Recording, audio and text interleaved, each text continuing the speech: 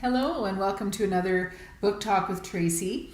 Last time I read a little bit from episode 1 of Neighbours, a contemporary Christian romance. I call them episodes because they're a lot like maybe a TV miniseries or something like that. So in episode 1, we're introduced to Lester Tibbet and his sister Patsy. Lester Tibbet is a former rodeo cowboy that has had to move into the city for work, along with his young sister, 17-year-old sister Patsy, and he's her guardian. And so it's about navigating, new life in the city when you're used to life in the country, and they get into some interesting situations with their neighbors and also at work. And we see that maybe Patsy's a little bit rebellious, whereas Lester's a bit of he's a bit more traditional in that way. And we end on a note, not that I don't want to have too many spoilers, but where Lester, he's been frequenting a pub, and he tries the mechanical bull and ends up getting thrown off the bull. So that's part of what happens in episode 1. Episode 2 takes place from a different person's point of view, and it's called Stuck in the Neighborhood. And in this episode, we're introduced to some different characters. We're introduced to the Chan family. They own a restaurant and some other businesses in Calgary. They are of Chinese descent. And so we're introduced to Sherri Chan in this particular episode, who will become an important character as the story continues. So today I'm going to read a little bit from episode 2, Stuck in the Neighborhood, from Sherri Chan's point of view. Family dinner. It was a Chan tradition that took place around 8 p.m. every Sunday at the Fortune Cookie restaurant. The restaurant was one of 2 Chan family businesses that were as much a part of Sherri Chan's heritage as Chinese New Year. She, her twin brother Sherman, and her 3 cousins had worked, eaten their meals, and done their homework at the Fortune Cookie.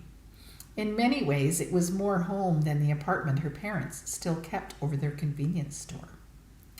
Sherri entered the dim interior of the restaurant through the glass front door.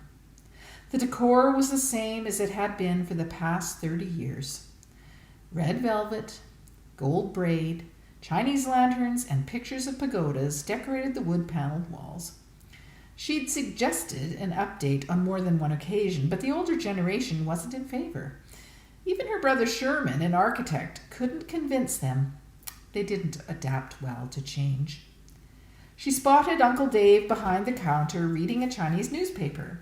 He seemed content at his post and didn't notice her entrance. Sherri strode in his direction, stopped at the counter, and tapped the paper with one finger.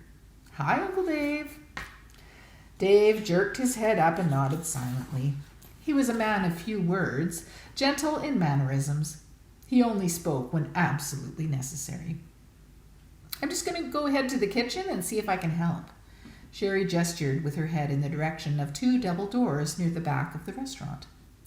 He nodded again and then went back to his paper. Dave was a confirmed bachelor, brother to Sherri's father, Joseph. There were the 3 original Chan boys, Joseph, Dave, and their youngest brother, Ed. Together they ran the family businesses. Sherri's parents, Joseph and Lanny, spent most of their time at the convenience store. Dave, Ed, and Ed's wife, Joanne, were responsible for the restaurant. Of course, all the offspring had jobs at one establishment or the other, a ready-made labor force that tended to be fairly fluid. On the way to the kitchen, Sherri waved at her youngest cousin, Lily, a petite girl of 18 who was bustling by with a tray of steaming food. The place closed early on Sunday nights, but someone still had to work until the last customers took their leave. There was only one table of 6 left. Sherri's grandmother sat in her usual spot at the table right beside the kitchen doors, folding napkins. She was tiny and frail, her skin a wrinkled parchment, hung on high cheekbones. Despite her age, she insisted on doing something useful to contribute to the family business. Sherri bent to kiss her on the cheek. "Hello, Nene." Grandmother smiled and nodded, her grin toothless. I'm just going to go see if they need help in the kitchen. Keeping with the rule to always enter on the right side of the swinging doors, Sherri pushed her way through into the clatter of pots and pans. Hi, Uncle Ed. Auntie Joanne, need any help? Ed shook his head. Aunt Joanne offered a huge smile. Sherri, so good to see you. Let me take those plates for you, Sherri offered, walking over to her aunt. Are we eating in the main restaurant or the private dining room tonight? Dining room, Joanne replied. When Sherri tried to take the plates, Joanne resisted. No, I can do it. You go sit with Nene. Sherri frowned and looked around the kitchen. Where is everyone else? Never mind. You go keep grandmother company until I say. Something was up. Okay. Sherri exited through the outdoor and slid into a seat beside her grandmother. She grabbed a few napkins and started to fold. A few minutes later, her mother, Sherri Chan, appeared, coming from the private dining room. Hey, Mom, Sherri waved between folding motions. Auntie Jo won't let me go into the dining room. What's up? Her mother ignored her. Thank goodness for Sunday night. Otherwise, I would never see you no more. So busy. Too busy to visit your own mother, huh? She smiled as she said it.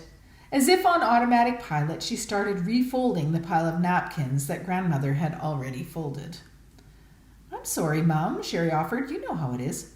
Sorry.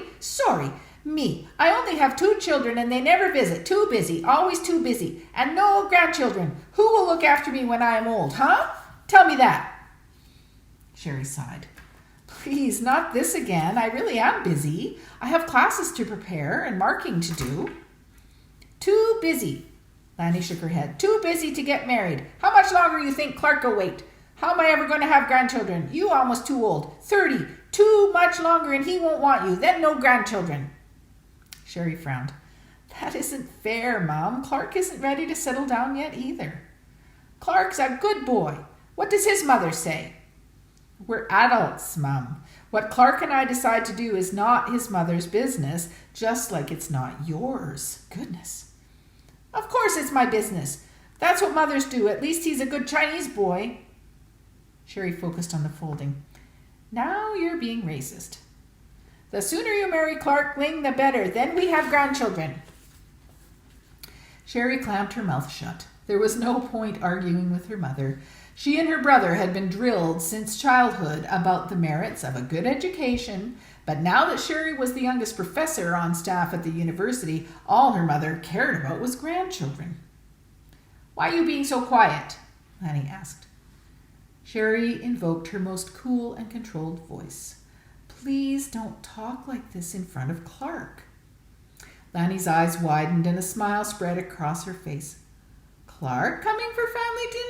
Ooh, that's good. Mom, Sherri rolled her eyes. It's not like this is the first time he's come for family dinner. And when he gets here, no more talk of babies. You know how shy he is. Grandmother said something in Mandarin, which Sherri didn't catch. She raised her eyebrows inquisitively at her mother. She says soon it will be too late for babies. Sherri laughed and patted grandmother's tiny, arthritically twisted hand. Don't be silly, Nene. 30's not too late for babies. These days, most people are having children later. Not good, Lanny shook her head. Too dangerous, I know. Mama, Sherri said gently, just because you and Pops had some bad luck in that department doesn't mean that I will. And there's still Sherman. I don't hear you bothering him about getting married. Lanny shook her head. Your brother, he even more stubborn than you. He tell me nothing. Off living in Toronto, I don't even know if he has girlfriend or not. The front door opened again and Clark stepped over the threshold. Clark Ling was just the kind of catch Sherri's parents had been hoping for. Smart and hard-working, he was also handsome. He was about 5'10" with a slim build and was wearing a tailored gray suit, white shirt, and a tie, the typical uniform for an up-and-coming corporate lawyer. They'd been together for 2 years now. It was a comfortable relationship, if not full of fire, but it was enough, until recently. Sherri gave her mother one last warning look and excused herself from the table. I think I'll stop there.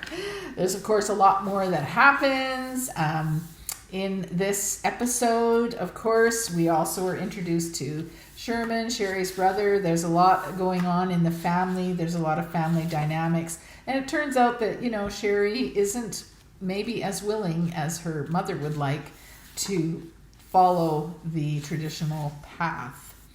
Enough said. You can head over to my website if you are interested. In fact, all of the episodes are separate ebooks that you can get on Apple Books. So I would encourage you, if you are interested in the story and you want to listen, you can get those on Apple Books. And or you can order the complete series, Neighbours, a Contemporary Christian Romance. So that's it for today. Head over to my website, tracykrause.com, and we will talk again on another Book Talk with Tracy. Bye for now.